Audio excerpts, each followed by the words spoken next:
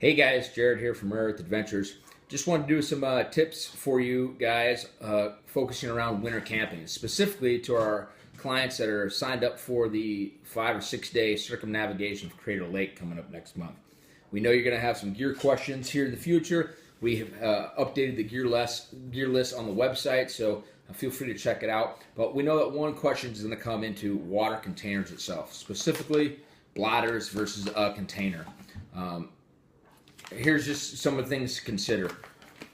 If it was a summer trip or if it was a winter out and back trip, which means you go out and you come back home that very same day, I probably would recommend a bladder itself. There's a lot of advantages. It's easier to carry. It kind of forces you to stay hydrated. A lot of good things with that. But on an out and out trip where we're doing extended days in the fields in the wintertime, I'm going to shy away from the bladder itself. A couple reasons.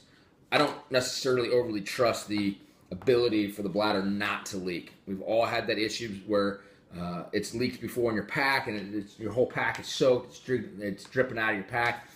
That could be an environmental problem set for you in a winter conditions. And then how are you going to fix it? I mean, you're not going to be able to go zip home and grab parts and pieces. So too many moving parts and pieces. The other thing don't like bladders in the winter is the insulation thing. Yeah, I probably could figure out a way to insulate the bladder itself within my pack, wrap it in clothing, yada, yada, yada, all those things. The problem is the actually tubing itself. You have to be very cognizant to make sure you blow all the water out after each time you drink. Otherwise, the exposed tubing will freeze rather quickly. Probably can figure out a way to get it laced in between your back and all that kind of stuff, but you can see it's already turned into a nuisance already. Other big problem is the bite tip itself. This is where a lot of those droplets get hung out there. This freezes pretty quickly. So you're going to counter that. You're going to stick it in layers of your clothing. You're going to figure out a way. You're going to turn it upside down, all these different things. But inevitably, you'll probably have drip marks and whatnot all across yourself. Just somewhat of a hassle in winter conditions. So what we recommend is old school. We recommend the Nalgene setup itself. Nalgene is just a space holder for any type of water container with a good seal on this stuff. I've never in my time ever had a Nalgene bottle leak on me. I'm sure someone has out there, but I have a lot of confidence in these things. Insulation is still an issue, something to be concerned with. One of the ways we combat that is we turn everything upside down in our storage. All right, whether that be if we're in a snow cave, we're storing water bottles upside down, or if we're actually putting in our packs water bottles upside down. The concept is pretty simple. Just think of a pond. It freezes from the top down. It never freezes from the bottom up. Okay? So if I don't turn upside down and it freezes from the top down, my mouthpiece and those areas is going to get where the ice is going to form itself. So I'm going to counter that by turning it upside down on everything I do. And the agitation of hiking itself is also going to prevent a lot of that freezing point with it. The other thing we could do is we could add insulation. You have like an old smart wool sock, wrap it over around this thing. That can help out. You can go a little bit further and get one of these OR koozies, if you would.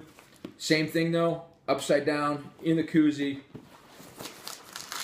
One of the cool things about the koozie itself, it allows you to attach it to your pack, attach it to the belly band, attach it to your, if you just want to hike it with no pack, you just want it around your regular belt, it's quick access. And so how I utilize it is have this as my reserve, fill it up in the morning, drink hourly out of this. When this thing empties, open this up, pour this into that. That's how that process works. The other good thing I like about bottles like this instead of the bladder is if we run across like a stream or something like that, this is quick and easy. Scoop up water, purify, whatever, versus pulling out your bladder. Getting your backpack out, getting it in there, inevitably never fills all the way. A lot of issues with that. Other cool tip I like with the Nalgene bottles, especially in the winter camping, or it can work in cool nights camping if you have someone who doesn't sleep warm in sleeping bags. Nalgene bottle, boiling water.